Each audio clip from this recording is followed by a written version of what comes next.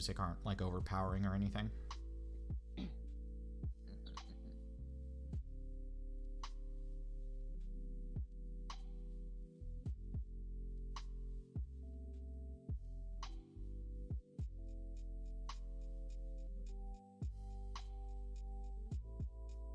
It's gonna take a second to switch over because I think I was hosting somebody. Oh yeah, I was hosting Critical with like 8 bajillion people watching him for some reason. I was hosting that.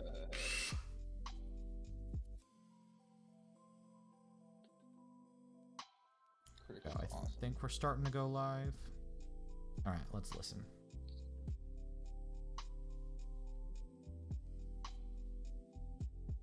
I like how the is.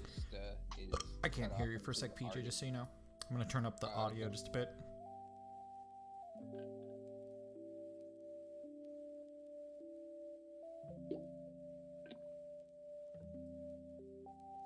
All right, so it looks like I need to turn myself up just a smidge.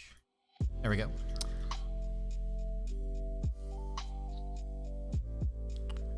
Hey PJ, can you talk for a bit? Like kind of at your highest range? At my highest range? Like you mean in like that you would in conversation, like the loudest you plan to get. Oh, okay, like the loudest that I plan. Probably like this is the loudest. Okay, I need to tweak you up a bit. Hold on. Okay. Figured it. How does one do? I'll figure it out. That's why I was doing this. I think I can increase my mic a little bit. Oh no, it's definitely on my end. I had you turned way down. Can you do that again for me? Okay.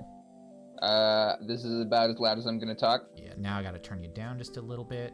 Alright, again for me. This is about as loud as I'm gonna talk. Alright, cool. I just want to make sure it doesn't peak and it's not like way below the good range, you know? Yeah. Alright. I think we're just about there. Amigo. Very nice, very nice. Alright, I'm gonna listen one more time though. I like how looking at the stream, the Nita Guido is cutting off the starting, and it just says "arting soon." Oh, it is on the stream. Huh? I'm just looking at the page. At the page. That's weird. Yeah. I don't know where the. Oh, there we go. I'm picking up.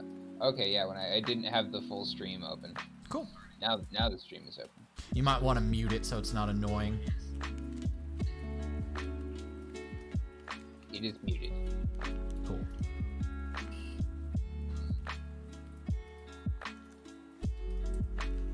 All right, I think that's good. I think we'll get into it.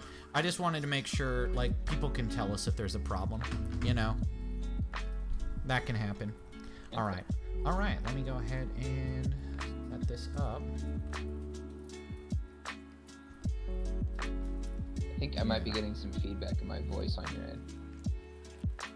You are? Oh, yeah, you were for a bit because I had my phone playing. It should stop now. Oh, okay, yeah, cool. Let's stop. Yeah, I had my. What I do is I pull up my my phone to stream, and in fact, I'm getting some. The audio is really loud for me for the music, so I'm gonna adjust that. Hopefully, it's still there. I just don't want it like super prevalent for me. Okay, cool. Yeah. All right. Well, guys, we're just gonna go ahead and hop into it. All right, we are up now. How's it going, PJ? So what we're doing today is just kind of a random, we just wanted to start doing some podcasts, and I had some stuff I wanted to talk to PJ about anyway. So we had to make an account, and we're all set to go. But anyway, dude, so if we just kind of want to hop right into what I was wanting to talk about, I had told you a little bit. I want to run a text-based RPG with you. Right? Yeah, it's been a minute. How's it going, Luke Lee? Welcome to the stream. Yeah, so right now with all this COVID nonsense, obviously you and I like doing live D&D, but that's just not something we can do, right? And I want to reinvent how 5th edition can be played through text. That's what I want to do. I guess dice rolling is always where I got hung up there. Exactly. So there are I know, so we'll talk about mediums in a second here because there's a couple of options, right? But with Discord specifically, which would be our default option if like we couldn't make our own thing, They have bots that will roll dice for us. You could like /roll, and then the bots will roll the dice, and there's more advanced ones where you can add, it'll keep track of your bonuses and stuff. So there are bots out there we could use to facilitate rolls. Or we could also, I would say you could do that if you wanted to public roll, but if we're keeping control of who's DMing as well, like, I don't know if all rolls need to be public. Right? I don't think that needs to be a thing. I think it'd be cool if we had a bot that kept a log of any like digital rolls we did on our end. So like if we thought someone was being shitty, that could be verified. Like there's a record that DMs could pull up of the rolls. I kind of like the separation of the roles. They're all behind the DM screen, and only the DM has access to them. But all the DMs have access to those roll results. So if anyone's being shitty, we know, right? So like people will be a bit more confident that we're not fudging because all the DMs know, right? So we would call that sort of thing out. But here's the thing, right? So if we do a text-based dungeon, right, I want things to get meta. Like meta is fuck, because I love meta, right? So I thought like if we had a story behind like the intro for each player is that they're signing up for a text RPG, right? I think one funny mechanic would be that they didn't realize that their username would have to be their character name, right? As they log in, or something dumb like that. And then they're essentially like in the game now. So when we're playing it, I think it'd be funny, like if we're going with the meta route, like let's say we have the ability to set up our own web form, right? And we have some quest line about someone who is doing whatever, right? And there's this like weird puzzle they could find like in the actual website code. Like we put Easter eggs around that were like part of the game. There'd be a lot of cool things we could do if we had our own form, but that's not part of my skill set, unfortunately. I know you fuck around with web forms a lot. But if we had our used to do a whole bunch. It's been a couple years since I did any like forum and stuff. I got kind of like tired of all the responsibility that came along with it, especially since the old forum got taken over by ponies. Yeah. I mean, that can still be undone, but yeah, it definitely got taken. It got vandalized a little bit. It was just, I don't know. I just sort of like lost inspiration with the No, I got you. I guess my main question is if I would like to like pull that back in and like have a text-based sort of like RPG community. That was really enjoyable having that. Yeah. I guess the mechanics were like difficult to integrate, having like that, like the players having that seamless like giving their roles to the game master so they know what's going on thing. That was always difficult to figure out. Yeah. So I get technology has evolved now. Like there's roll 20, but it's like that's a lot. It's a lot. Yeah, but you're right. Roll 20 campaign. Yeah, and I think a lot of the people that I would initially start into this, because the idea would be cool if we can expand it to incorporate much more players. That's awesome, right? Yeah, like a dream scenario is to make this so good that I could be like, hey, come check out this Discord and join our text RPG, right?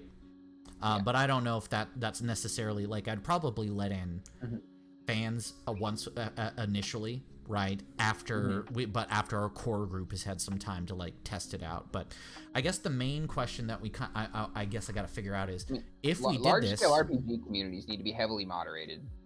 Yeah, you're correct. Heavily moderated, which is why it would be a slow intake of players, right? Yeah. Probably, you know, honestly, I would want to run this not for publicity, but for the story. So people we would let in, like, honestly, would have a trial period. Like, I would say, like, I don't care if they want to go murder hobo. If they do that in an eloquent way, fine, right? I don't care. And then there's the more players, then you get PvP mechanics and all that. But let's just kind of to rail it back, right? If we were to run this, an invitation only thing. Yeah, no, absolutely, it would be invitation only for sure. Yeah, okay, yeah. Yeah, for sure, right? Like, but I would like to get like a decent amount of people in there eventually. But to like scale back to the main question, if you and I were to run a text-based RPG together, I'm trying to find out if we are going to make our own forum for this, or if we're going to use something like Discord, which I would think Discord would be easier, but we'd have less freedom. Right. It would be nice to do something that would like automatically like keep it recorded in like a fashion that's easy for us to access. And yeah, like Discord has tools for that. Yeah. The bots can do. There's Discord bots that can do a lot of that. I mean, but again, the only advantage is if on a web forum would be if we wanted to like program in fun little meta shit that's happening around, right? That would be fun and would give us more control. But I think the easiest way, right, to just start working on it is a Discord.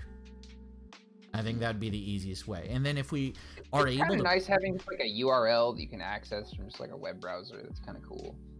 Yeah, no, I agree with you.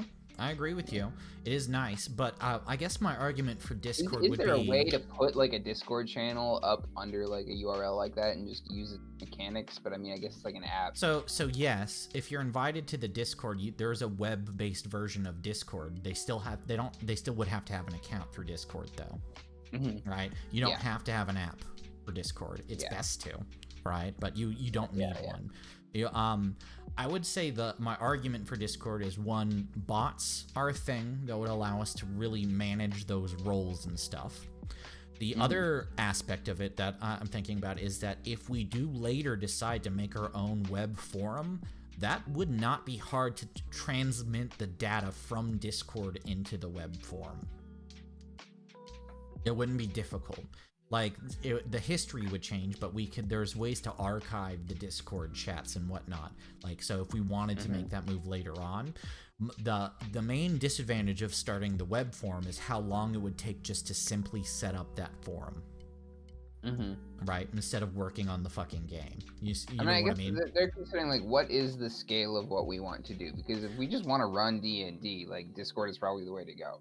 If we want to like make some kind of a big community and invite a bunch of people in, then we might want to be a little bit bigger scale about it. But I mean, we got to start somewhere. There are Discords with hundreds of thousands of members, right? So I would say like if I was making the decision right now, I would say we'd start with Discord, especially with our player base. And if we ever wanted to expand it, then maybe possibly think of actually like putting in cash dollars into getting shit programmed. You know what I mean? Yeah, because right now there's expenses involved with getting like a proper URL and stuff. So I think a Discord is a good starting place, right? But like that being said, right? The main thing is this would be a co-oping DM experience sort of thing, like what we were talking about earlier. And just for like, we have a couple of viewers now. We have quite a few, about 3 viewers now. So just to kind of pick everybody up. Me and PJ were talking about a dream that we had. Like, if you had that Tony Stark money, what would you do with it, right? And we would want to run essentially a role-playing lodge where we'd have like a bar and like all the stuff to facilitate different D&D games and private rooms, and then potentially a large-scale mass game that people were part of. And we talked about that for hours, and I wish we recorded that, right? Oh, I lost your video feed. Oh, there it's back. It's back. Okay. But yeah, no, and we were talking, so I've been stewing on that for weeks, right? I'm just like, man, that's impossible. Let's think about something that's fucking possible, right? And I was like, I really like the idea of co-running a game, right? Multiple DMs running the game. And we would obviously start with 2, and if we had to expand, I would say the player base is based off of how you and I feel, how many DMs are required per player, right? Yeah. Or, yeah. But if I guess it's kind of like how many DMs per player. It's sort of like, because we would both be sort of antagonistic forces of the world that the players interact with, and we would have to have some way of like creating the world without stepping on each other's toes and creating contradictory plot lines. I think one way to do that would be to like have our pet NPCs and our plot lines that we manage specifically, and if something falls like on a specific plot line or like references something that's like relevant to something else, or like they talk to a character that is someone else's, like we only go so far like doing anything with that entity. I like the ideas of certain DMs being specifically in charge of certain things, like for example, like if all the politics of the elven race were under your command, and all the politics of the dwarvish race were kind of under I was the expert on that. I would want the DMs to be able to have the general jobs they do all the time, and also specialize in certain areas, whether that being on maps or race politics or that sort of thing. So if you like ask a DM one thing, I was like, oh, well, we got to get a hold of the problem with that. The specialization is when things begin to mix. Is I don't want a DM to have to go, well, we got to wait on fucking this guy to show up. You know, I mean, when things get complicated, you need both DMs there. I got a member of chat asking, Irie, can I join? I'm super interested in something like this as a player.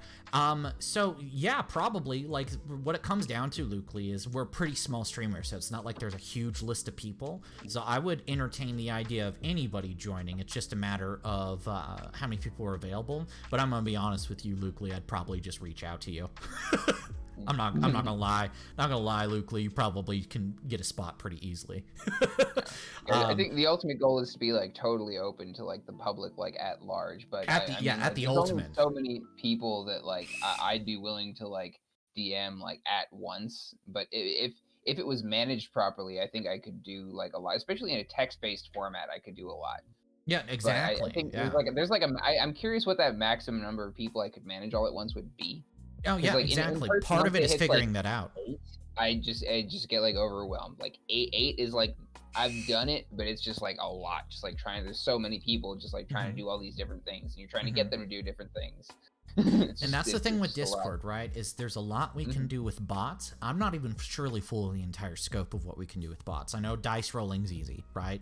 But there's a lot we can get done with bots, and the fact that we already are making the decision. It's multiple DMs, starting with you and me, right? Yeah. And then honestly, I would want to allow Caleb the chance to play for a while, but when we needed a third DM, it would be Caleb, right? I kind of like the idea of taking our villain characters and just like advancing their plot lines to be like the actual antagonists in a world. And then just like us being in charge of all the evil being done at the hands of that villainous entity. So to build on that concept, right, there's kind of an overall thing that to make as a decision for this. So the thing is what I think ruins text-based RPGs is privacy. I think it ruins them. I think as a player, to get invested in the story, you should be able to access just about all. There'll be exceptions, right? Especially with PvP and whatnot. I'm trying to avoid that as a topic right now, but I would like it. Yeah, PvP. I'm trying to that's another that's a whole other basket of issues. I'm trying to design a whole system that makes it better. Oh no, exactly. Yeah, but I would say to start, right, at least for 1.0 of this, we would be running 5th edition with a change log to any house rules that have to be made that I'd try to keep simple. But for the most part, I'd want to be running purely off of 5th edition, mostly because there's just so many more tools of it at our disposal for 5th edition with bots and whatnot. But and then we can make changes. But anyway, so what I was saying is I think as a player, you should be able to, as you're joining in, catch up on the whole story if you want to. Like hop in and just like read through. And I want there to be this emphasis on players to be, they're there to write an interesting story, not have a two-way chat with the DM, right? Yeah. And on that notion, right, you know how I was talking about meta stuff, right? I've told you I have all these ideas in my head, and nothing I say here is final, but like what I think is, no matter what we do, there's a possibility of people using meta knowledge to their advantage. And I say we punish that heavily in game. I'd like to talk to you about my little creation, the Meta Lords.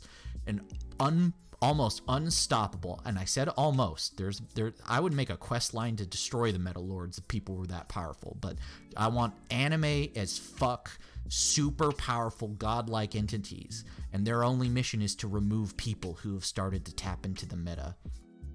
So their job in game is to identify people they think have meta knowledge.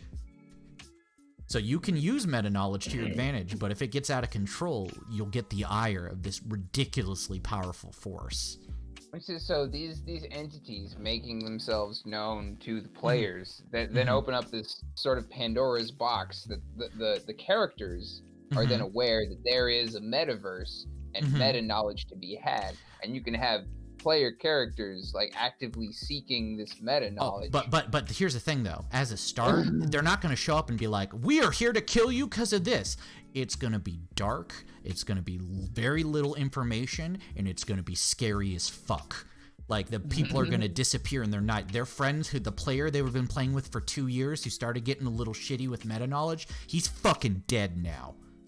Like, and he died spectacularly at the power of this ridiculous thing. And at first they'll be mad. They'll be like, "Oh, you just sent that guy to kill me." And they're like, "Well, that's clearly what he did. Why is that?"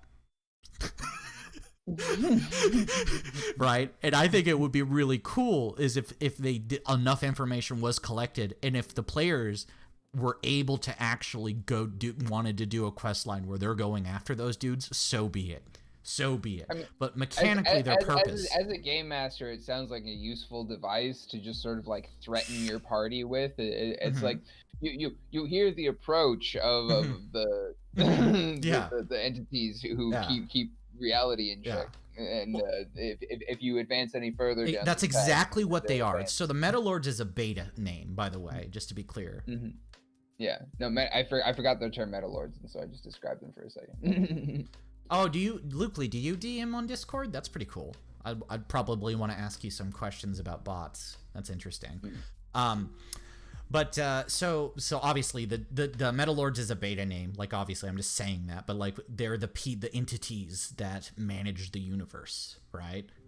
The continuity of the universe. So with that in mind, right? So like if we had built it that way and people have the ability to read meta knowledge, and this is invite only, there's lots of ways to manage this so far. So with all that in mind, I would want a whole page that's the meanwhile page. And that's where you and I as DMs could write shit that's happening unbeknownst to the player characters, right? Now, this is something the players can go read, right? But if there's like a whole thing where this town is on there, there'd be like a shadowy figure gathers around a table. "We need to kill Beefmaster 69, he says." Like, that's, or whatever the fucking names are, right? And I want this meanwhile page where people could be reading that and they're like, "Oh fuck, this is getting juicy." But their players don't know, and they have to honor that, right? That sort of thing. That's an interesting way of handling like third-person perspective on information. Yeah, no, absolutely. Like, and what the idea is with it being invite only, like the people that would be playing, right? It's just kind of this upfront understanding is like, you're not here to make you put yourself in the game and be the most epic powerful. You're here to write an interesting story, right? And be part of an interesting story. And with that, I feel like everyone should have access to said interesting story, right? I think it'd be there's a lot of like creative things that can be done this way, and then it also gives us as DMs a large collective of information to make informed decisions. One thing that I've been trying to work on, sort of like with my system. Yeah. Thanks, Luke. Sorry, what were you saying about your system? The system I was designing to direct player behavior by giving having them select character motivations and rewarding them essentially with experience, or however you're rewarding them for things, for doing the things that they've selected out as their character motivational wills. Like, these are the things that their character wants. So as long as they're advancing down these motivational paths, they get experience points. And so you could have people pick wildly different things that they get experience points for, and have people do different things as a result. No, absolutely. Thanks for enjoying the stream, Luke. If you happen to know any dudes that you think know a lot about this shit, shout out the stream. I'd be super interested to hear from chat ideas, like crazy interested. And if you have some yourself, obviously, like I definitely want to know. That's the whole point of streaming. Is like what's really cool about this is we get live feedback. Right? Yeah, there's cool. Like a group of people who are listening, and they can message us. It's not like a normal podcast or anything. Where we're and I'm not planning to like repurpose this at all. I mean, unless it's something crazy funny happens, I don't know. But okay. So like I know obviously we haven't gotten into story or anything like that, because I'm trying to just kind of understand if we can get a vision for mechanics down here. I think you and I should open a Discord and start fucking around with the tools at our disposal. That's something we should start with. That's something I'll do. Yeah, I'm probably really not sure tonight. what's at our disposal. I haven't fucked around with it that much. Yeah, honestly, dude, what you could do if you want to look into it is just Google Discord 5th edition bots and see if there's anything cool. Because most of the time with a bot, you just invite it to your Discord and then there's some setup commands. It's like morbidly easy. It's just a matter of what's out there. But I like, what do you think about the idea of the policy of meta knowledge so far? Do you have any thoughts on that?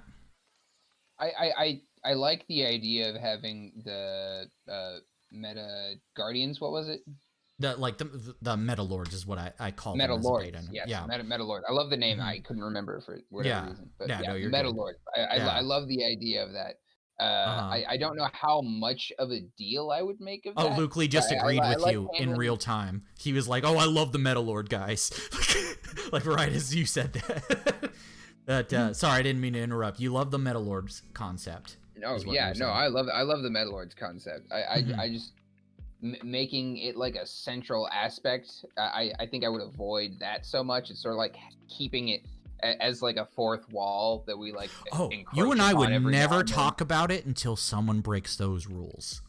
You and I, we would never use the Meta Lords. Like, I imagine if the Meta Lords come out, you and I would hop in a Discord and you're like, I think we got to pull out the Meta Lords. Like, it's a fail-safe. It kind of reminds me of what are the time entities called in Rick and Morty? The like blob things. Yeah. Those guys. They just came in and say, "You done broke your time." Well, have you watched? You guys broke fucking time. Have you seen? Oh God, the Umbrella Academy on Netflix. No, I haven't. Everyone says it's amazing. Okay, they have this amazing, like, it's like a nuclear era spy sort of office that is in charge of keeping time in order.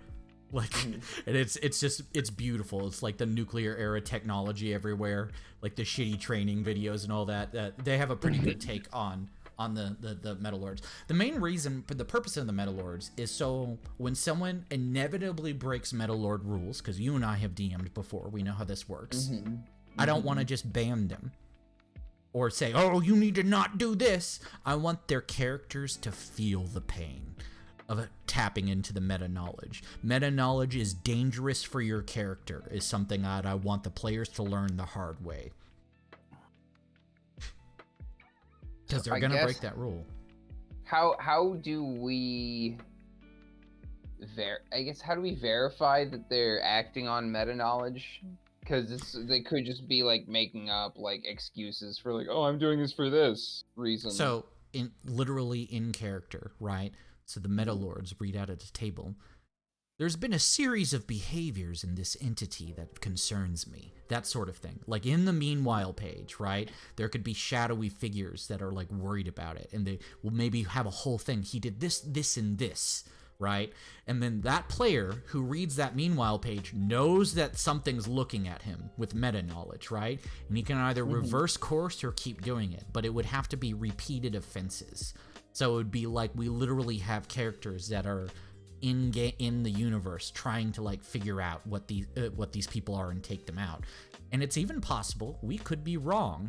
We would try not to be wrong, but I think it would be fun, like, as instead of warning them, being like, hey, don't do this or we're gonna do this, right? Literally in game having a force that's starting to notice them. Right? It's because I don't like the stern, like, oh, fucking do the rules, you know? I don't like that. We have people who are clearly invested in what we're doing, the players, right? And we can use that investment to nudge them away from cheating. All right? I want to use a soft hand as a DM and a fucking very hard hand as an NPC. See what I'm saying? Yeah, okay. Right. I kind of dealt with Vash that way when he was just like really powerful and I hated him, where I just more or less like sent in the Illuminati to just eliminate his character because he was too much of a threat. Well, I also like the idea of it not being a straight up death sentence, right? So let's say you start to notice this threat, and you send somebody after him. You would make him a very hard fight because he's wave 1, right? That guy comes at you, you beat him, and they get progressively more ridiculously, like when you actually go in to send in the straight up Meta Lord, because the Meta Lords will first try to manipulate the world around you to take you out, right, in subtle ways. But when the Meta Lord shows up, that's going to be you're either going to die or barely get away with by the skin of your balls, right? And if you do get away by the skin of your balls, there's more problems, right? I think it would be really cool, like if this happens enough, right? If we're pulling in the Meta Lords all the time, then the campaign is now about the Meta Lords. If it goes that way, it goes that way. Right now, I just want them to exist as a tool, but there's also really interesting ways that could go if it's still possible to defeat them just really fucking hard. You know what I mean? Yeah, I guess I'm sort of not exactly sure how, like, the perspective that they would have and when you would, like, say that they're looking at something. Oh, obviously. Yeah, this is we would want to write this out, right? Obviously, we got to put more brain power into this, but just as a concept, that's how that would be the goal of its functionality, right? I would definitely want to make a more interesting story of like what their place in the universe is and how they relate to the in-game gods as well, right? That's all part when we get into story discussion, right? But which we can move on to if you'd want to talk about stories. I feel like you and I are already interested on this in this, but and obviously, you know, I don't want to. We can jump around whatever we're talking about, but I guess for me, as on the story topics, right? I have a fuck ton of random little concepts and ideas, right? I don't have anything coherent. My weakness is writing the fucking map. That's my weakness, but I understand that's your strength. Map's my favorite. Yes. Yeah, that's the thing, right? Because you cover a lot of my weaknesses in dungeon mastering, right? So that's kind of why I like the idea of collaboration. Like, I feel like I'm real fucking good at random events. Yeah, you're real good at random events. I'm honestly weak on random events. I spend a lot of time with like the meticulous, like overarching, like world, and I have like all the stuff going on, but having like the interesting little like, and then something happens, I'm like, oh man, I gotta like plan this whole thing. I don't have to plan shit. I can pull that shit out of my ass so fast.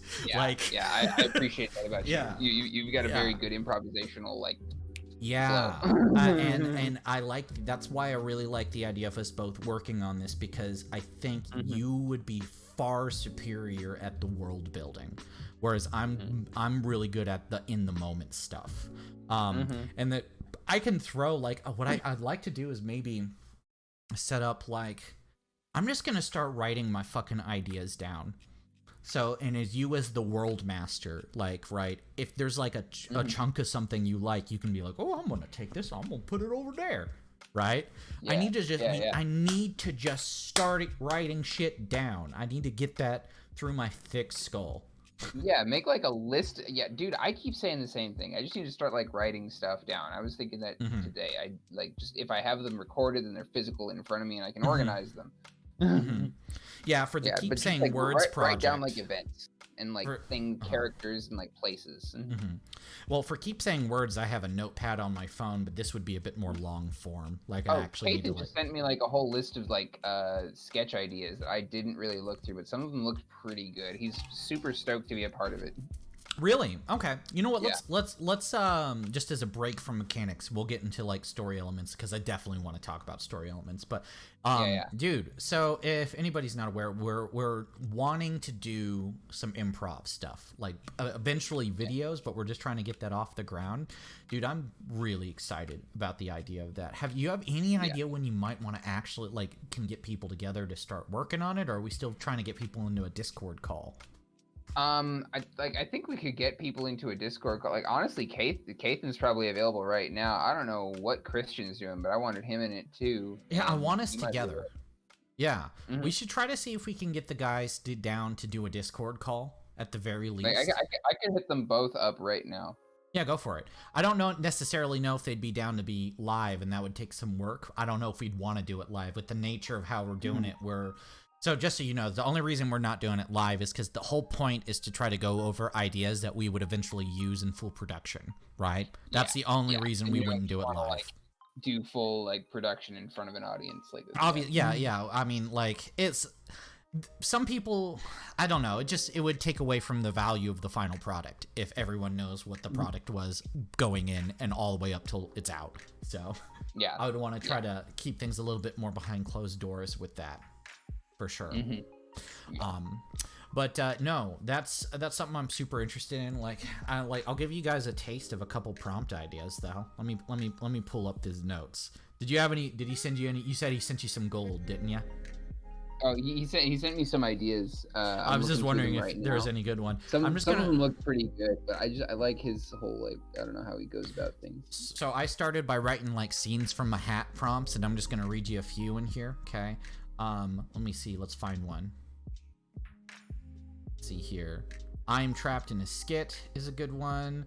Let's see. Hold on. There's one in here.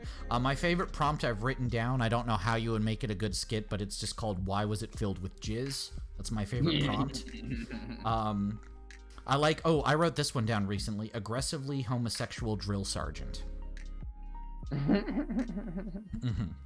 Yeah, where you can't tell if he's ribbing you or if he's actually interested, right? Yeah, okay. I like astronaut goes to the dark side of the moon. A number of directions. Hey, no, that's the entire idea. I don't know how the fuck you would use this, but I've just written down the phrase Nazi dildo. I don't think that's an actual idea. I just wrote it. You have to write everything down. What would you say? Venture Brothers had a Nazi dildo collection. Really? Yeah. I really like the skit idea of an evil monologue that keeps getting interrupted with out of character plot questions. Like just the idea is like, and yes, and I destroyed the city of. Wait a second, how did he do that? Because we were, you know, yeah. Like dissecting his plan. It's like, you could have just done this. Oh yeah, wouldn't it have been a whole lot? So why didn't you kill that guy? Just like. I really like the idea of getting that done. Let me know if those guys hit you up, because I definitely want to talk to those guys, because so far it's just been you and me talking about it. I'm gonna turn on my webcam. I've mentioned it to them, and they seemed like down. Kathan asked me what I thought of the sketch ideas, and I honestly hadn't gone through them because I just been totally avoiding people for the last. Yeah, no, I got you, dude. I know how that is for me, right? So I am 100% an introvert, right? But then I'm 50%. As you know me, I'm clearly an extrovert at times, and it's because I have to maintain balance. I have to. If my at home time is too intruded upon, I can't fucking talk to people. I can't. Yeah. So I totally get that. I'm straight. I'm constantly balanced between introvert and extrovert. I just find that when I spend too much time around people, I get irritable, and I just need time by myself to reflect. Yeah. And, I don't know. It's almost sacred having that time. It's just you and the universe. Yeah. Yeah. No, I got you. I mean, your boy meditates all the time. I definitely understand time with the universe. Yeah. Yeah. Fuck, man.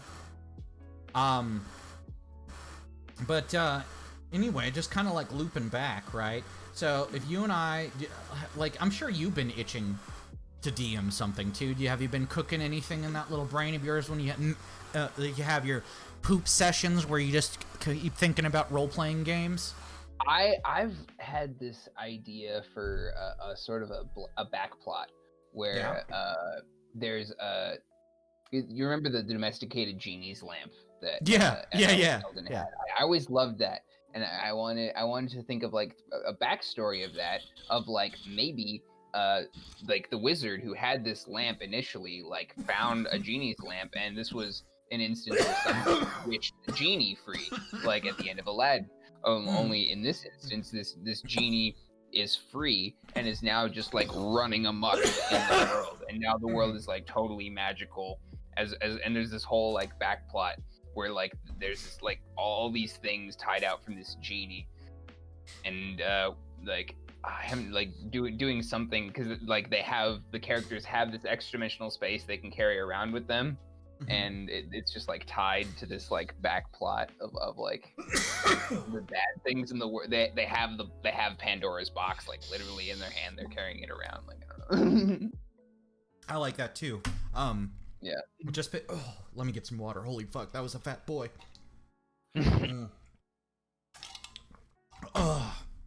All right, block webcam off. Fuck. I took a big fat boy. Sorry about that. But okay. So, as I was talking earlier, I've been watching a lot of Fire Force. I really like the mix of deep magical systems and radio era technology.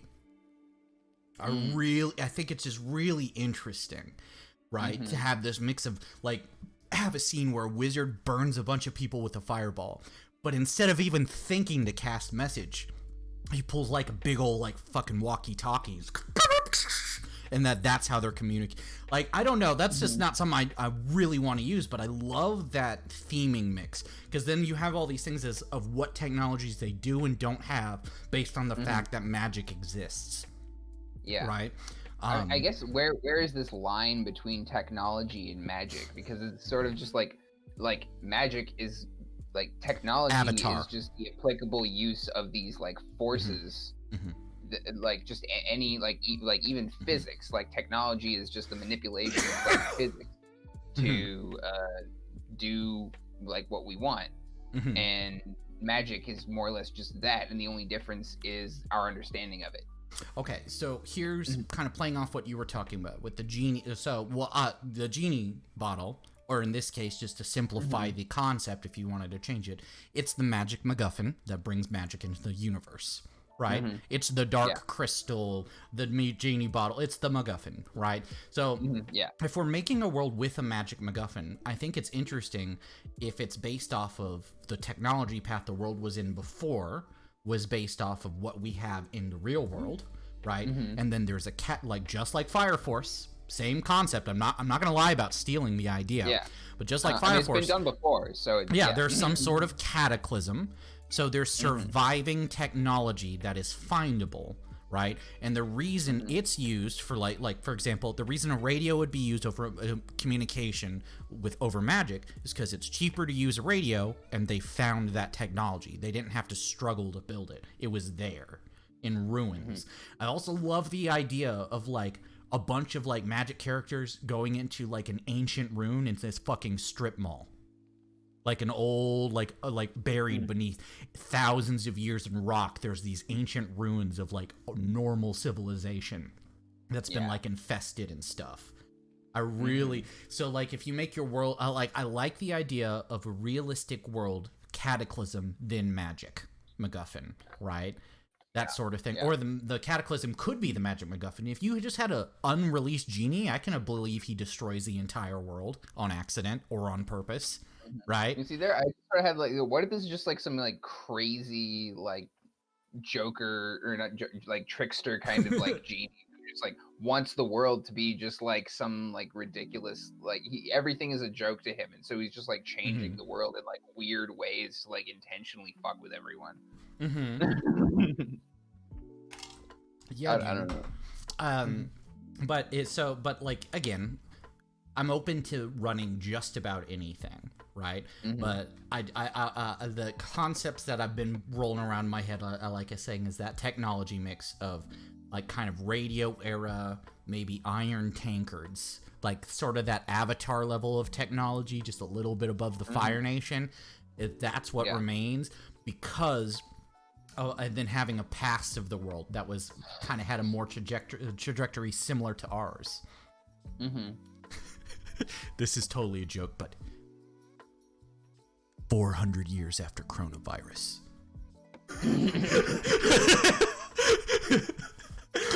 We won't use that, but you know what I mean. Or is it coronavirus mutated? Oh, I'm sorry.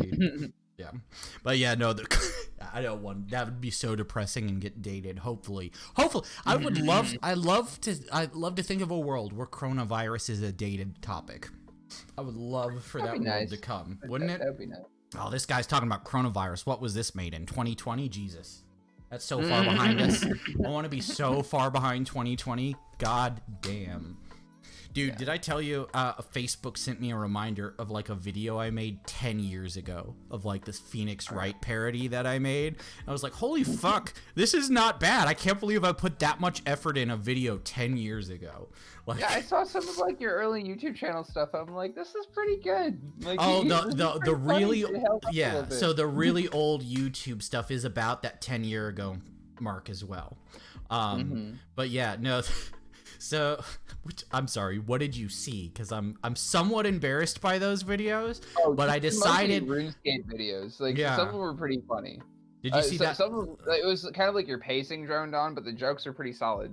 yeah. The pacing is the bad. Like I did not have a sense of pacing back then, right? Yeah. In fact, it's really crazy. Like I wonder. It'd be funny to do a stream where I try to re-edit an old shitty video. And to see just how much better it can be based on editing skills alone. I wonder if that would be a thing. My brother was saying, he was like posting like a trend of like doing that with drawings, like having artists like do drawings that they did years ago and see how like, show how practice makes perfect. Yeah. Dude, have you ever done anything like that? Because you do a lot of art. In fact, I think I have a shed full of paintings you hated. You gave me a bunch of paintings you didn't want. I kind of want to see the ones that you have actually. I'd have to go look them up, but man, it'd be really funny if you had like an old notebook from like your shitty high school starting projects. There's a number of ideas that I really want to revisit. There was this one painting that I did that I gave my high school art teacher because I did it in her class and I had it and I'm still friends with her and so she really liked it and she wound up giving it to her son who's really happy to have it. But it was just like this like clockwork. He was a watchmaker sitting at his desk and like half his head was like open up to reveal that he was like mechanical and it was all like gears and stuff inside. That's pretty cool. Yeah, it was cool, but I just didn't have the rendering skills to like fully get it how I wanted it, and it looked good, but it wasn't like how I wanted it. I wanted like really intricate, like detailed, like gears and stuff, and it was like I was doing an acrylic paint at the time, and it was difficult for me to render that delicacy. A couple years ago, I found an old notebook from like junior high of me drawing fucking Naruto characters, and I wanted to set it on fire. I don't know where it is now. I was so angry that I found that. Like, it's funny because the drawings in that notebook are... Yeah, that'd be... I think, but the thing is since you're an actual fucking motherfucking artist, right? I think it'd be really interesting to see you, like, grab the drawings you're embarrassed of that are, like, the bad ones and be like, okay, let's do it right this time. And I'd love... that. I think that'd be really cool. Yeah, I'd really like to do that. Yeah. I know that sort of shit... It's been a minute since I've done just like a solid self-portrait. And I think that'd be a good way to, like, that would be because you've done multiple self-portraits. Yeah. Yeah, it's good to just do self-portraits as an artist because like you're representing yourself and your subject matter, and so like what better subject matter? Yeah. No, absolutely. Dude, that'd be fun. Chat definitely wants me to do that editing idea. Yeah. Oh, big. In junior high, okay, this is Luke Lee. In junior high, my old friend taught me how to draw, and it made this really awesome Kirby drawing with his help, and that was super awesome, and I love it so to this day. That's cool. I never had anybody teach me how to draw. I always just kind of like... I did some YouTube tutorials. There was definitely a Mark back in 2000, buttfuck whatever, right? In the teen years, who was like Googling how to draw Deidara from Naruto in chibi form on YouTube, right? That man existed at one point. That boy existed. Yeah. You know when I stopped drawing? I know the day I stopped drawing. This is the day I started watching hentai and jacking off to hentai manga. It showed me how shit I was at art, and I was like, this is so much better. Well, now, if you were really interested, you could find those drawings that inspired you and try to replicate them. You know what's crazy? That would pull you up to that skill level. So I had this habit for years, right? Where I was like, man, this stuff looks like it's easy to disappear. And I would save like the creme de la creme, right? I'd have these collections, and then I'd have Jesus shame, and I'd erase it all. Like that had happened like... probably in a cycle of like 19 times, and I'm kind of sad because there's stuff that doesn't exist anymore, and it would be hilarious to be like, wow. Yeah. No, You know. I tend to archive things and then just I have a box full of hard drives that I mentioned the other day just from old computers because I just don't Yeah, I get got rid you. of things. Yeah. Yeah. Man, so I wish I didn't get rid of things, because I've recently told the story of how I used to hang out with, like, some popular YouTubers that are big Minecraft YouTubers now, and I had projects that I worked on them with that don't exist anymore, right? Aw. Yeah, it's unfortunate. Like, I had just, like, to be specific, I had probably 4 YouTube videos that I think I erased permanently because of copyright reasons, because I was a dumb kid and I used copyrighted music. And then I had this long 30-minute project with this dude, Sky the Kid, and his sister, and a few other people, which was a Soul Eater Abridged series. I was working on that for a while. I ended up canning it so I could go to college. Dude, what are the copyright rules on a bridge series? I was thinking about that the other day. So, the thing is a bridging, you can't make money off of it. Yeah. You can't. So what they do, there are some that have like Dragon Ball Z Abridged is dead now officially. You know that, right? They're done. Yeah. Which is sad because I would have loved to see the Boo saga, but I get it. They can't make money, and they did it as long as they can. And what they do is they made their money by diversification. Yeah. Right. I was just thinking So it would be merch. like a good project to do to like get your way into voice acting, and that sounds super fun. I mean, that's an idea a shit zillion people had. Yeah. Lots of people, like when bridging was big, that's what people would do. It's not that online voice acting is still very much a thing with things like Newgrounds and stuff. There's forums and communities you can join for that sort of thing to start building a portfolio. And that's exactly what Team 4-Star did. They diversified into actual voice acting, and then they made a title, and they've actually officially dubbed an anime now. Like their first one. I mean, the thing is they're not. I don't imagine them being able to compete, right, with big titles. But now they are a third-party dubbing studio, and they can just do shit that maybe the others wouldn't. You know, which I think is cool. Yeah. You know what's crazy is Hold on, I lost my thought. I don't know. I totally just lost my thought. It escaped me. But we were talking about my old projects and stuff. But yeah, all that stuff is lost just because I threw out hard drives or I needed more space for a game. I don't catalog things well at all. I'm trying to correct that with my streaming. Terrible at organizing it, but I have it all. Yeah. Yeah. I'm really a meticulous organizer. Like not with like physical things. Like if you look around my office is trash right now. What the most immaculate parts of my office are exactly what you see on camera. Everything outside of you, even a little bit, is absolute trash. Right? Like hold on. I'm gonna rotate my camera. Right? We're gonna see how close to trash. And trash. And then if I tilt down, There's oh yeah, I guess you can't see with my big chair, but there's just trash. There's just trash. It's all trash back there. All right. Anyway, so yeah, but my I organize what's important to me, and things that are important to me is files. Files are like I'm meticulously organized. Like I like if it's a useful thing for me to organize, I fucking hate doing it. But if it's just a thing I can organize, like I like cleaning guns a lot because it's just a bunch of meticulous taking things apart and oiling and wiping. I fucking love that shit. I get really anal with keeping my vape clean, but if it's a useful thing to organize, I can't be bothered. That's my problem. I like setting up organizational systems, but I'm really bad at maintaining them. Yeah. Speaking of organizational systems, did any of those guys get back to you about talking improv? I did not actually. I'm just curious if you got any hits back. Oh, okay. No, you're good. We're probably not going to stream Metal Gear at 9:30 exactly like usual, guys, but I'm still going to stream it tonight. We're going to stream till 1. Just so you know. I just didn't want to have any like time constraint on how long this goes for.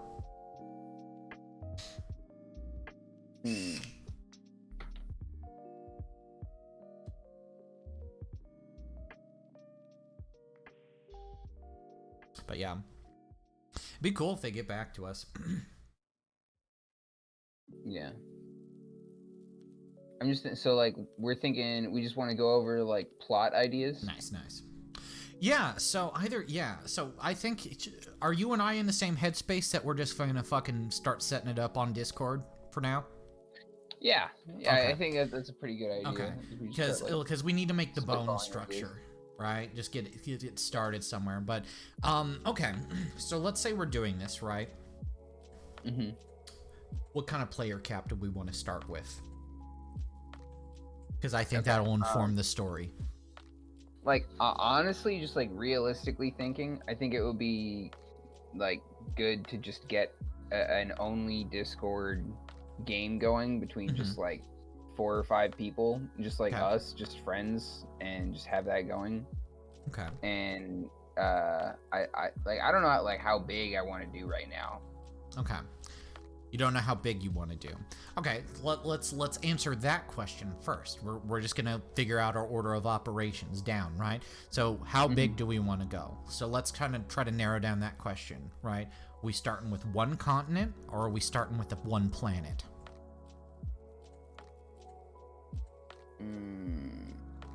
Like, I'm just trying to, we're trying to narrow this down and then do the math in order. Mm-hmm. Yeah. I mean, I usually sort of begin with the world structure. And like, are we dealing with like a flat Earth, or is it a whole planet? Well, yeah. So I know for a fact that I want a whole planet at some point, right? Yeah. And okay, so if you don't want to be in charge of the greater universe, I will gladly be in charge of the greater universe, right? I'm all about fucking universes and planets and magic cosmic events and stuff, right? Yeah. So, but like, I want it to be a planet specifically because we can have that option one day.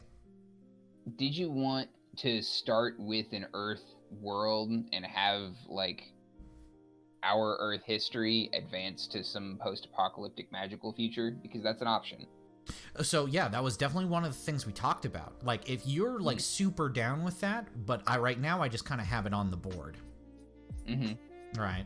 Like I'm down with that. I have like 2 other stories that have a kind of similar plot, and so I don't want to like go too heavy on that because I don't know. I don't want to like. I don't want to use up ideas, kind of thing. Okay, so I would say doing them over and over again is, I guess, too bad. Okay, so I say we apply the Star Wars equation to this, right? It's vaguely similar to our world, right? I don't want to straight up say it was our world, right? Because I don't want to deal with like that, like all of our world's history being canon technically to the universe. I don't want that. Yeah. But it was like there were humans and they had these places, and we can discover through World of Discovery how similar they were to us, right? So I want it to be exactly. What level of technology did they reach? I would want to keep that pretty similar to us, but the thing is, when you talk about that questions, it's not about what technology they reached, it's what level of technology survived. Because things like steel alloys and cars stop existing after a couple hundred years of no maintenance. Like you can look up if you want to like see the exact amounts, but you would still have like individual artifacts maintained in like warehouses and underground bases and things that would just like burn up every now and then. And I love the idea of a church being super secret of a magic artifact, and it's a fucking tactical RPG. Right? They're like, oh, the artifact! Like, because it's stolen. There's an interesting thing. Like, we could do, like, just sort of an interesting kind of Fallout future where, like, semi-future technology is pulled up as, like, magic items, and people, like, learn magic. Like, the magic system is just technology and learning how to do technology stuff. So imagine you're doing a dungeon, right? And you're through this thing, and like part of the dungeon is literally just this mall that's been preserved underground for years.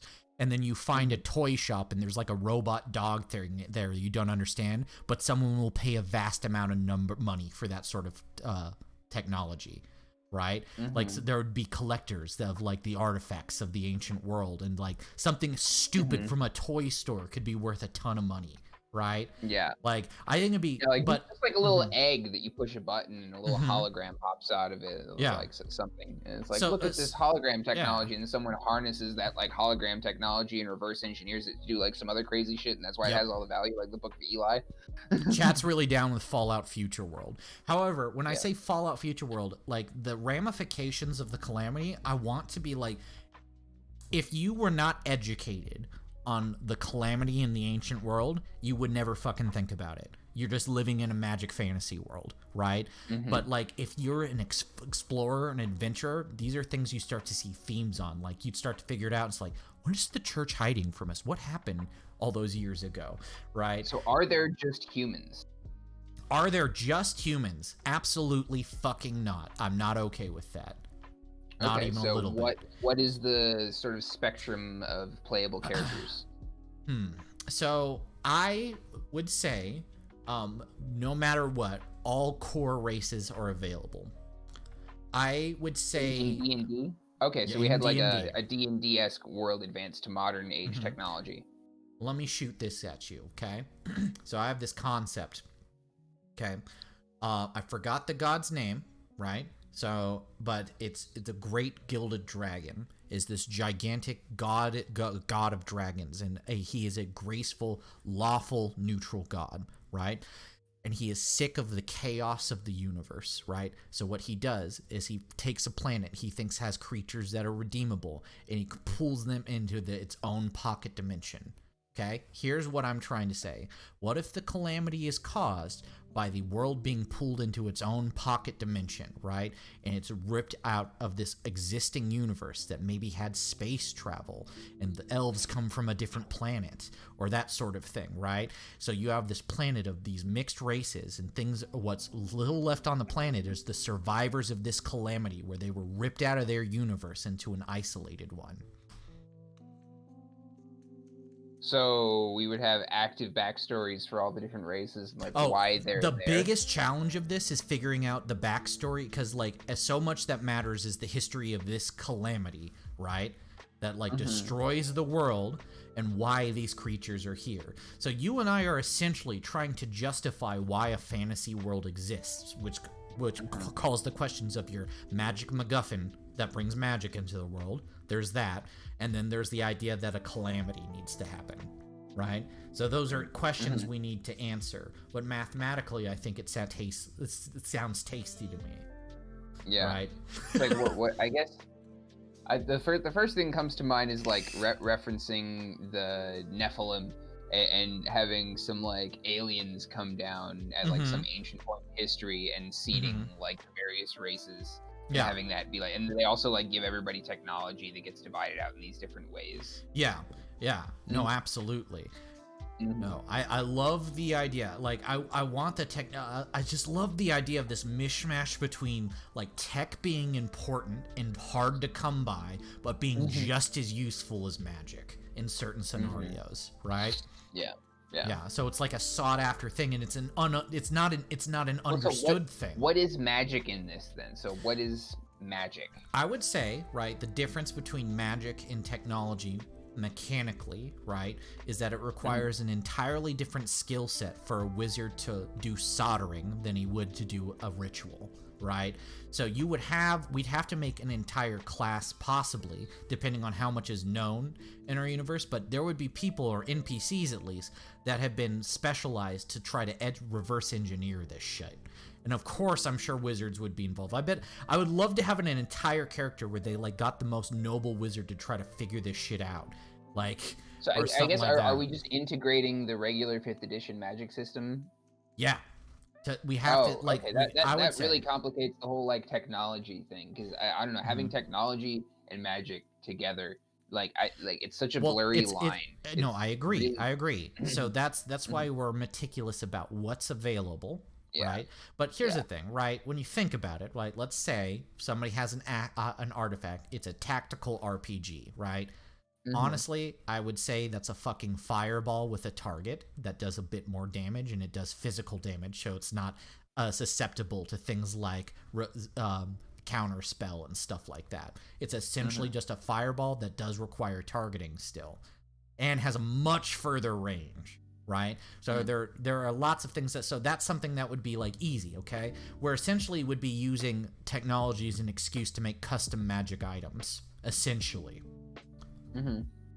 So, I mean, would that essentially be what technology is in this whole world? Is just essentially, like yes. I would say I would not want to have a starting point where any of them are able to technically figure this out. I would say that some things were figured out, like through reverse engineering, things that might be very simple, right? Like is all technology just magic, or is all magic not all technology is magic. Technology is technology, but a lot of it is viewed as magic because it's not understood, right? Okay. So that's the idea. So like, I'm not saying they all know how to make radios, right? But maybe at some point in the game, someone is able to figure that out. We'll decide like what they have and haven't figured out. But I like the idea of people coming across things and they're like, have no fucking clue how it works. But them as the player, it's like, oh, that's a fucking thing. Like the player would recognize it, but the characters themselves wouldn't necessarily be able to understand it. So a lot of things would be just kind of treated like magic items. Right? But also, rarity is a thing. I don't want this to be overwhelmingly prevalent everywhere, but I'd say this, right? If you come across enough electronics and you put a lot of people into studying it, I don't think it's too far-fetched to say you'd have a city with an electrical grid. Right? I really like the idea of not having a traditional magic system and instead having a technology system. What I specifically don't want is a steampunk campaign. I do not want that. That is fucking... I'm looking at something that's more Fallout-y, that has sort of like Atlantis, the Lost Empire vibes.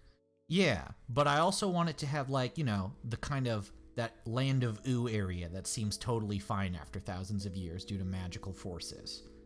Yeah. Right?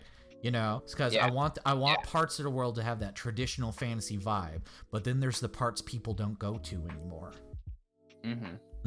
The untouched lands. I just think that having the whole, like, having all of the magic done, like, made in the perspective of technology, that it all the magic is essentially there's external power sources of electricity, and you're getting like things that contain energy that is the magic, and like making devices that interact with it. And I love the idea of players kind of figuring that out and informing us how they want to use the world too. So like if you had a player that had like chain lightning and stuff, like what if there's an electrical grid in this city? Can he connect and draw from that electrical grid now? Can he chain the energy through that? Like there's a bunch of like things that people would never have an opportunity for that sort of thing. It brings up the mechanics of electrical grids, like where does the power I have a from? feeling you and I will have multiple meetings and be like, okay, so clearly this should be in our world. How do we want to make it work? And I like the idea of players coming up with that sort of thing. Yeah. No. Yeah, it gives players like such a like mechanical relationship with like the forces in the world. I really like them having to do the math. Yeah, no, exactly. Yeah, this is and it comes down to our essentially the core idea that we are all trying to make a story, right? I want the players to take liberties with that sort of thing, right? You know, I want to encourage that sort of thing. But I like this premise so far. So what we got so far right now is that we both kind of want to do there's going to be an apocalypse. We know there's going to be an undetermined level of technology before that apocalypse, and an undetermined amount of survivability of how much of that is still in the world afterwards, right? I think we'll have to determine, like, for writing's sake, the level of technology that existed before the apocalypse, and I imagine it makes sense that it led to the apocalypse. Did magic exist before the apocalypse, or did the apocalypse bring it? What's more interesting? My perspective on this is magic is the technology, and the technology brought the apocalypse. But I guess where we're disconnecting here is you're talking about scrapping all of the 5th edition magic mechanics. Is that what you're talking about? Yeah, I think it's harder to sell to people. It's harder to sell to people, and it would require them to learn a new system. I guess I'm just less interested in selling it to people because I'm not thinking about. Well, I didn't mean like for cash. I mean getting people to want to play it. That's no, what I'm talking about. I guess I understand. Oh. I guess like we just have our friends play it, and I know that our friends are gonna want to play anything that we DM. So I would say as a first project, just for the practical, the how practical it would be, I would want to try to gear this towards the D&D books, because that's something that people know and use, and then stray away from it incrementally, right? And then maybe at one point there'll be a 2.0 game, and we have all this information about what we don't like about it, what doesn't work about this, because I guess we're already starting with the trial period. The power given players by the D&D magic system is it very specifically places them in the fantasy world where they can cast fireballs and turn invisible and all these things. Yeah. And it makes the world what it is, giving the players these powers. Exactly. And so if we're using the D&D 5th edition system, then we're playing in the D&D 5th edition world. Yeah. Well, also, the thing is, though, right, is if we use the 5th edition world and we have a certain level of secrecy and there's a desire to get these things in, it would be difficult to get to the areas where this technology exists. It would allow us to start salt and peppering in new mechanics into the game. So I right? guess how that would essentially work, like, it would be difficult to compete with the power of the existing magic unless we just, like, went through and nerfed a whole bunch of shit. And essentially all that we'd be doing would be adding like another magical energy pool type and integrating that. Well, I mean, let me just try to create a scenario, right? So Wizard doesn't know that these deep levels of technology is a thing. Tinker or Goblin somehow gets his hands on a stockpile of guns, right? All broken, none of them operable, but he's tinkering with them. And one day he makes a fucking Glock 13, right? Okay, hero gets that Glock 13, and the magic user's like, you can't do anything to defeat me. Player pulls out a gun and fucking shoots him. He tries to do projectile missile, like something to stop it, but it's so goddamn fast, and he's never seen anything like that before. That wizard's fucking dead now, if he gets shot in the right place, depending on how we write the mechanics for the game. I don't want them to be a thing that like the entire world knows about, like all technology, right? There'd be some things that have been figured out just by the pure existence of artifacts, but the thing is very little survives thousands of years, right? So, like, the fact that the technology was there doesn't have to mean all that technology from that era is available. In fact, very little of the technology from that era would be available.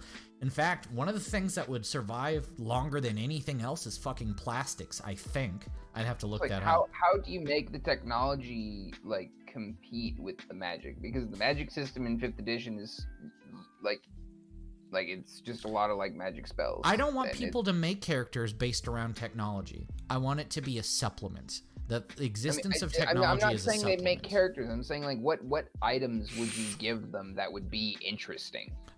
Okay, so let's just talk about thematic purposes. I think it'd be really cool if just radio was something they had figured out from the existence, because that radio, things like towers were all over the world, so that would have been something that would have been easy to survive at some point.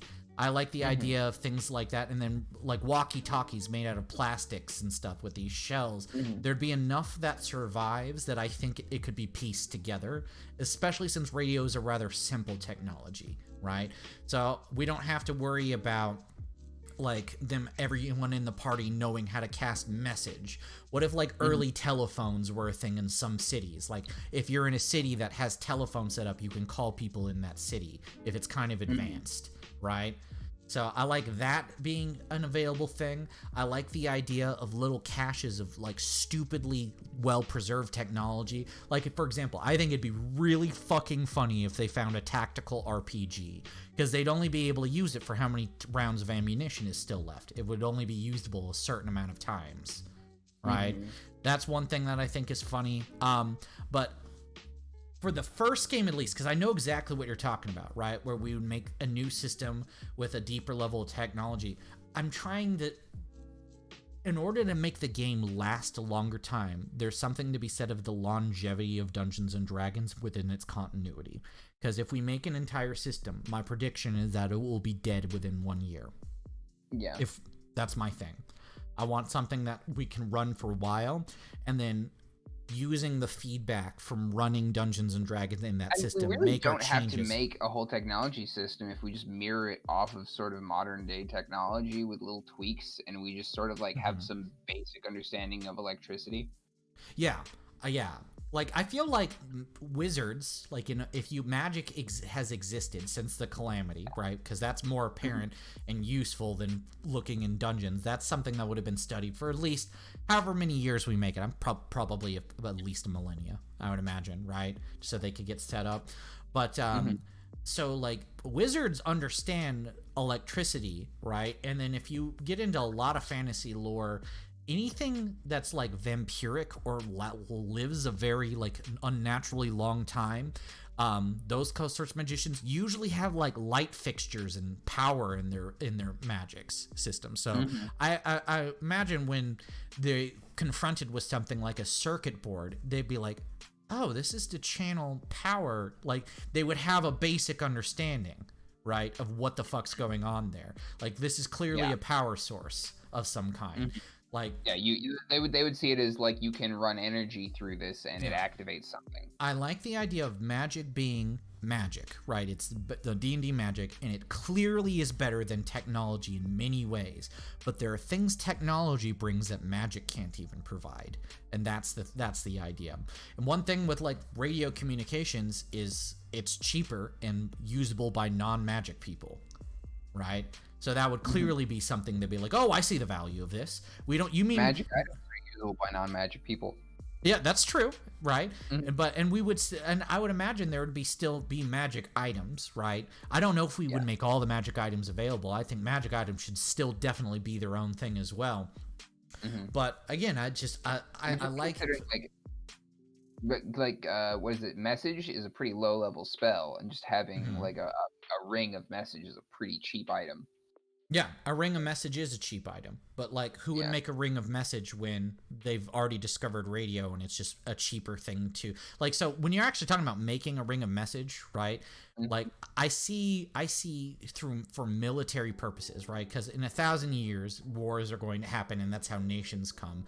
I see there being military drive to study the technology that's around them at some point and looking into these runes for possibilities. And I think in some areas, it would make sense that they would use the technology route over the magic route. And finding those areas is part of the problem, is just kind of going through and locking down certain decisions we want to make. But I guess I just see a wizard casting fireball, burning down a village, and reporting on his radio that the assassination has been completed. Right? I like that scene. I like the idea of it maybe informing the fashion of the world. Maybe people it's not all cloaks and daggers anymore. They found clothing items, and people have been inspired by clothing of the old world. Maybe fucking windbreakers are a thing. Dude, wizard in a bomber jacket. Let's just talk about that. You know? All I'm saying is like how the idea is this. I wanted to still be able to use core systems for the purpose of longevity, but then, well, obviously you're going to stray from that, and then in a 2.0 game, we would use all of what we learned to make something a little more deep. You know what I mean? That's just where my head's at with it. All right. But I'm still down. I'm down with the idea of making an entire like system and lore based around like a system for items based off of the fact that premise. That's a really cool idea. I just think it's harder to execute. So you know what I mean? I guess you mean like the Fallout kind of premise with the tech? No, not the premise. You were talking about wanting to make the technology magic. Magic itself is all based off of technology, is what you were saying earlier, right? Yeah. Okay.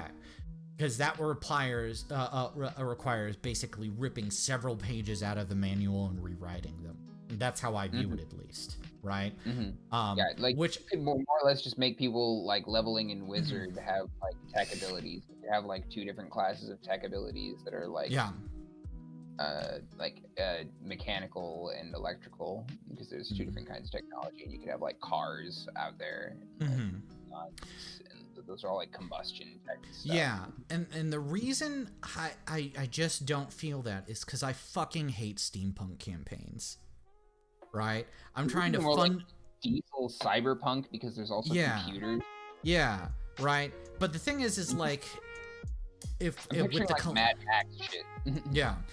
So I guess my premise is more along the lines of what they're able to recreate in the short time through reverse engineering, and not everything just being there anymore.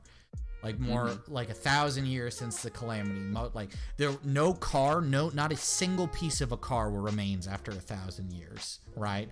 So maybe, but like if well preserved for some reason, in a similar fashion to like how we find dinosaur bones. I'm not sure what would preserve a car, but like that could totally be a thing. And I imagine it'd be extremely complicated and expensive and require so many expertise to recreate.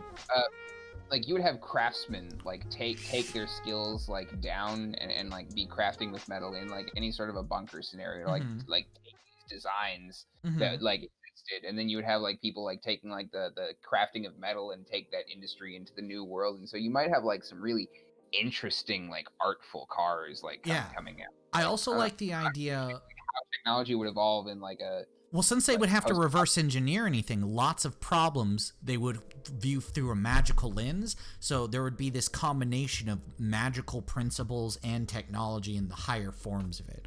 Something as simple as radio, I don't think they would have a magical like solution for that's better. But if you're talking about a car, they're like, well, clearly this provided some sort of propulsion system. Oh, okay, well, we can use this fire magic here, right? And there's this, like, we have this weird mix of technology and magic.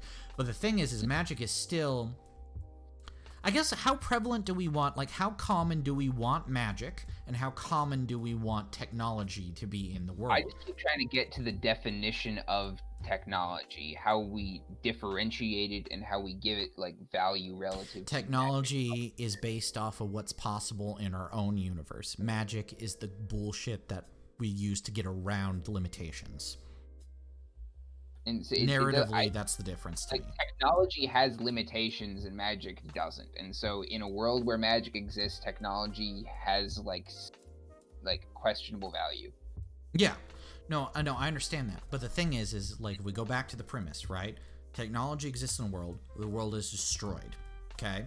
There are caches of these sorts of things around the world in the form of ruins, which parts of it survive and parts don't.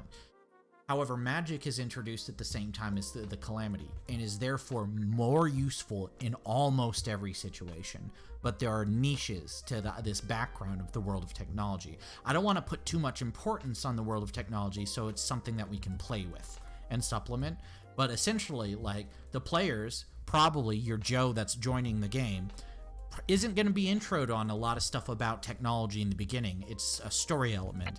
Like, you know, oh, this place grew in power because they have all this technology they found and were able to reverse engineer, and they keep it super secret.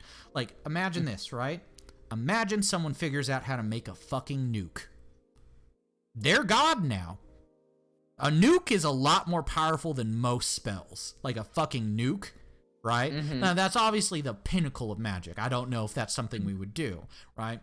But there is no fireball blast that exists that's more powerful than a fucking nuke. Do what? You could just wish a whole city to the center of the sun. No. You're talking about bullshit magic, and trust me, you and I are gonna trim some magic down. There are broken things in the game. So if the spell wish exists, which if they're a genius, then the spell wish exists. Yeah. No. I got you.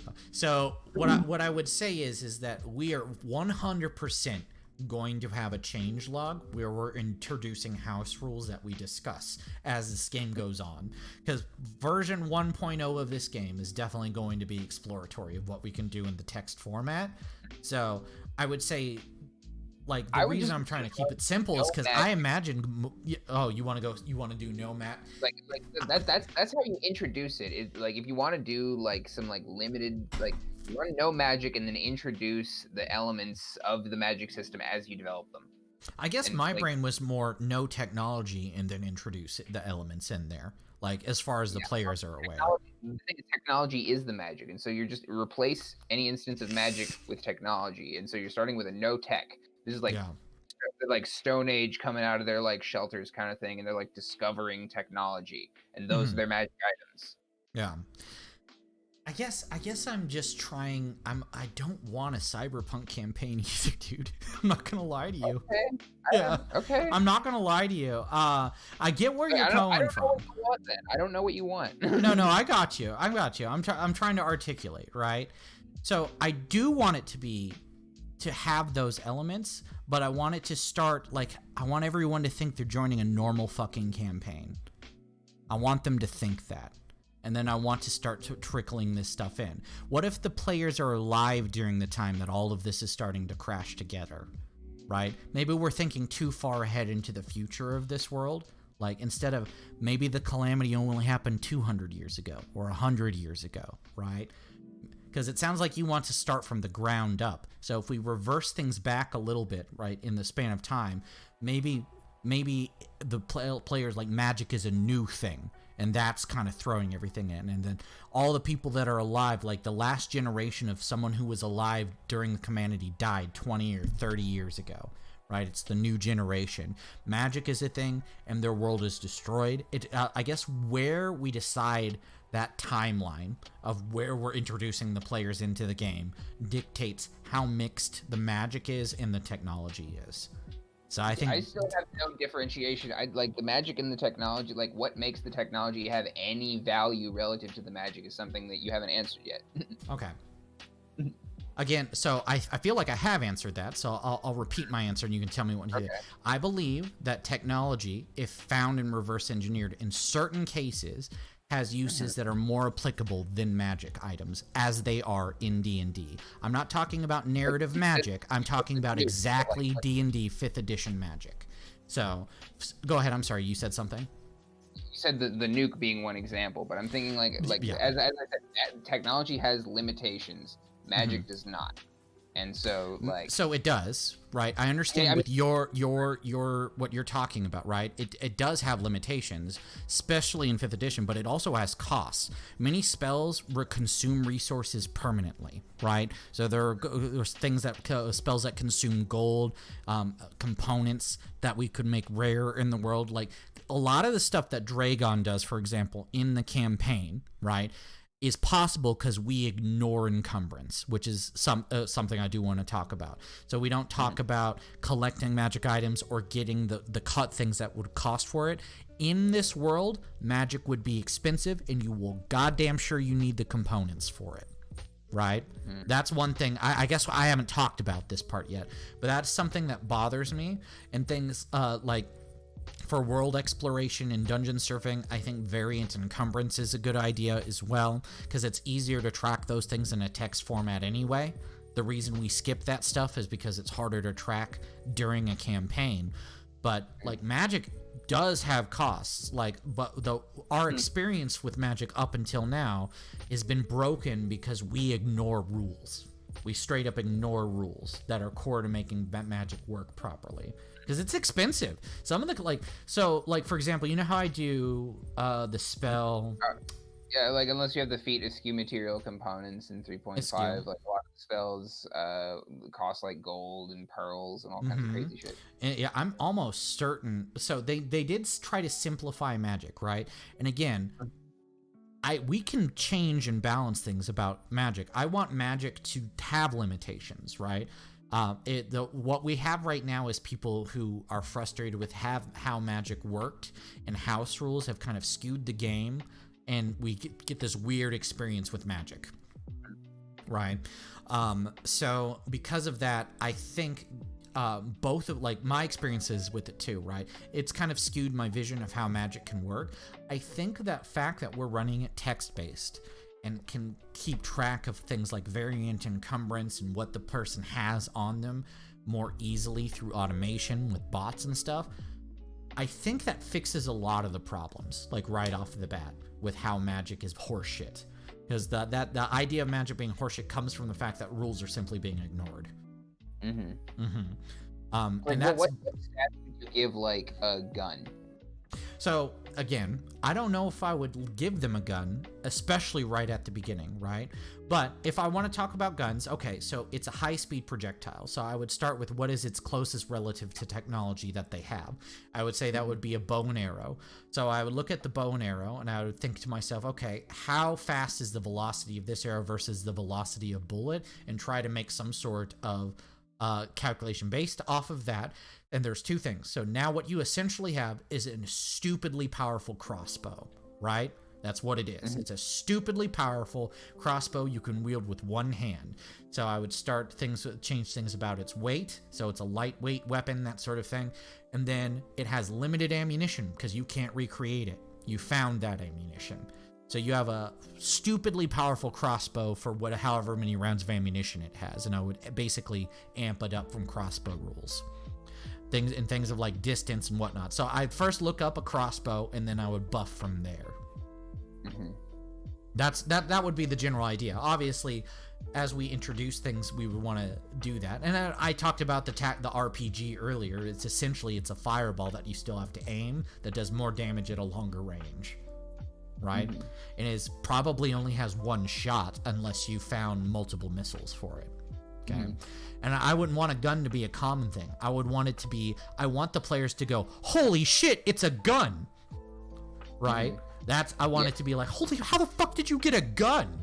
Like that sort of thing. You know what I mean? Yeah. That's kind of why I equated them to Magic items before, because they don't have technology, I would say, like in general. Not all things relate to this, but a rule of technology is packs more punch, limited use. In most cases, right? As far as weaponry goes. As the campaign goes on, I think it'd be fun to, because like the reason I want to have it try to be a little bit bare bones with that relationship is because I want the players to create that over time. Like as we introduce, so like I want them to create what that relationship to technology is over time. What if our players are the first to find it? Right? I want some narrative control over what is done with technology in relationship to the world, the traditional fantasy world. I guess just given the power that the Magic system gives them access to, I just don't see technology, like modern technologies, being a big deal. Yeah, no, I got that. I understand that. I guess what I'm saying is I think there's a beauty that we don't know how it will be used. I think there's some beauty to that. I can think of some scenarios of how certain things would be used. It won't be a big deal. I guess I just fundamentally disagree with that, especially if Magic is functioning as it's supposed to. I understand, like I played in a lot of campaigns, just like the ignoring certain rules does break Magic, right? It just absolutely breaks it. Thing is Magic is expensive and is only usable by a small group of people, right? Like, I'm not trying to say every place in the world is Magic, but the thing is technology is recreatable by someone who has no magical ability, right? So in a world where wizards are super fucking common, right, and they're just pumping out magic sift left and right, I agree with you, but that's not what I'm proposing. So I guess we need to talk about the level of magic availability. I don't want a world that's been living with wizards for its entire existence and they're super, super integrated into society. Magic started existing after the Calamity, and we have to decide how long ago that was. But I kind of want Magic to be its own rare thing as well. Not crazy rare. I would say, like, everyone knows Magic is a thing. Like, a dude on a farm knows Magic is a thing, but maybe he's never seen a wizard before.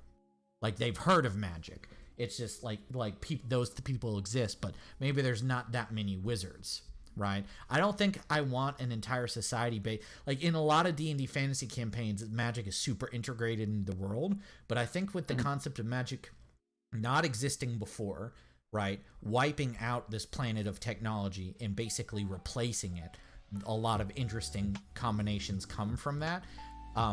And I guess if the players choose to focus more on technology, then it becomes more about technology. But if they, I imagine a lot of it by default will go over to the magic side. The thing is that I want technology to be more about flavor than functionality, I guess is what I'm getting at. Because we haven't gotten into like the core mechanics of anything, right?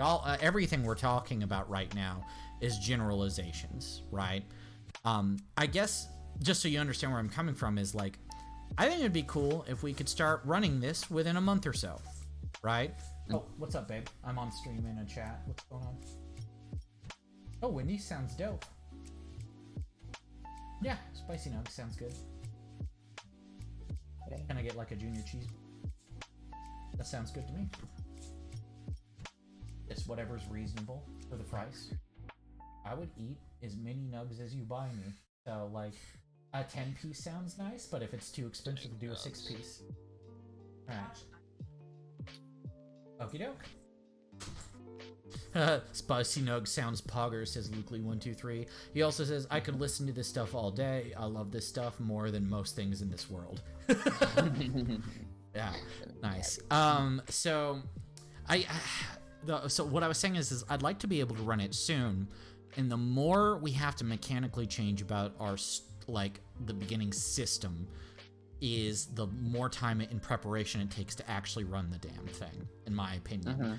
So I guess all this stuff about technology, and I like that your head takes it to a mechanical standpoint, because that would be like a really fucking cool project.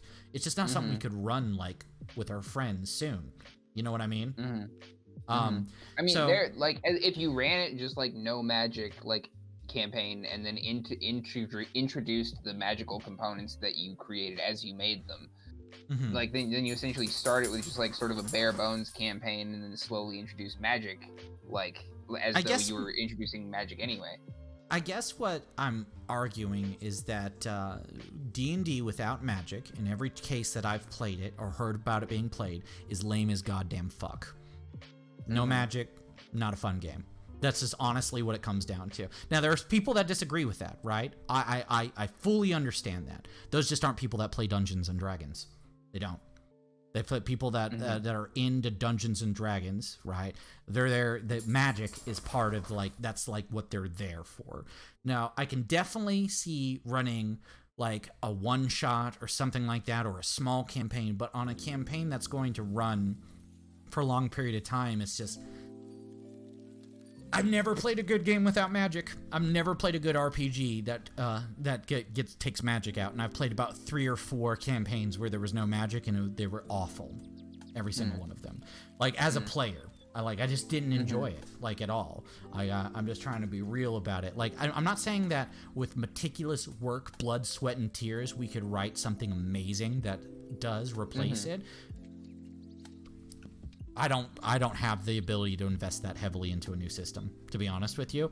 At least now I don't. If we're slowly kind of like trying to figure out what we want to do over time, I guess one thing I'm trying to say is that I essentially just want to run D&D vanilla at its core, and then try to introduce the like changes that we need to make to morph it into this workable into a text RPG.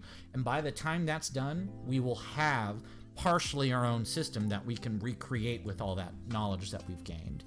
Like, I guess the success story is if we could run this campaign for a year, we would have so much information about what we want to change about a new system.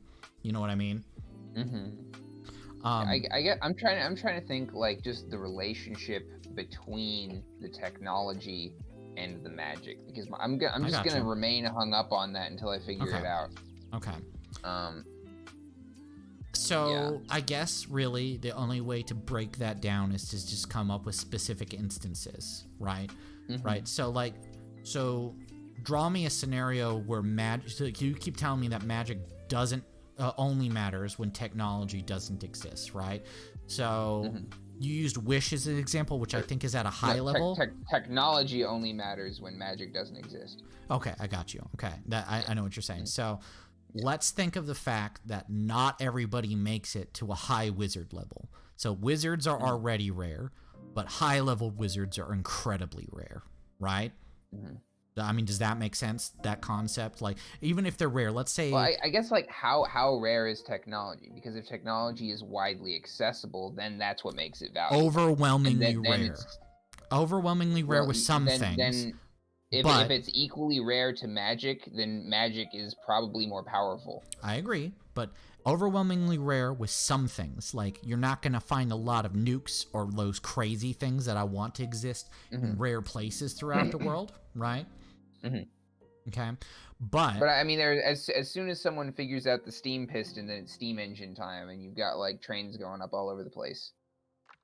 Now, that's the reverse of what you were saying. You were saying if magic exists, that doesn't exist anymore. But if a steam piston is figured out, people are definitely going to use that because it's more widely accessible than using the magical source, which would have required components and had things that crystals and stuff that drain, and some magic requires the sacrifice of souls. If you can do the same thing with a couple double A's and some wiring, like, there's some things that magic is not going to be primarily used for. Here's something that I've been wanting to play for a while. Fires, like working around fires and using like a sigil around a fire as a point of like gathering magical energy, and so you can essentially have magic items that run off of like a fire fueled circuit. Please, for the love of God, watch Fire Force. You will love it so goddamn much. Very relevant to what you're saying right now. I'm not going to spoil any of it, but yeah, like the idea is their entire world, right, has technology, right, has been destroyed, but there's these people that just have like basically firebending abilities, and they're all super unique based off of bloodline. Right, so fire magic exists, and it informs the functionality of how technology works around them, right? So I think it's a good example for the vibe I'm talking about. Obviously, we would do our own thing, right? Because we're talking about translating entirely different system of magic. But what you're talking about, like... This creates like a material cost to running technology where it constantly needs to be burning something. Oh, no, are you kidding me? So let's talk about this. Avatar, also wonderfully integrates its magic and tech systems, right? So let's think about this. Steam engine is a thing. You think we're going to burn coal for it, or is there going to be some sort of pyromancer up front? Right? With a steam engine? I imagine... That's why I like... Because I guess when I think about like a fire, it's like burning something, and I want there to be like maybe some rule where like a magical fire isn't the same kind of fire that's consuming something. Exactly. Okay, those are interesting questions, right?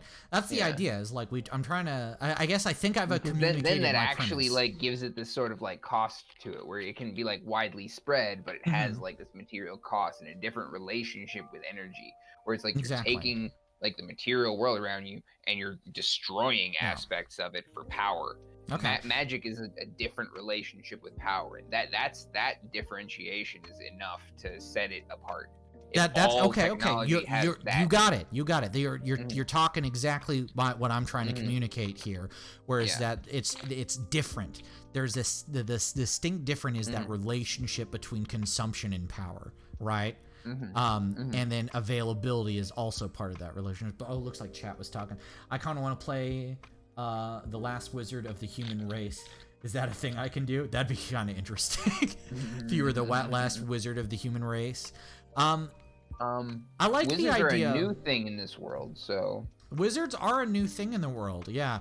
I get, but like just as a concept alone, like I think thematically, like humans losing their connection to magic is an interesting thing as well. But also, humans are fucking...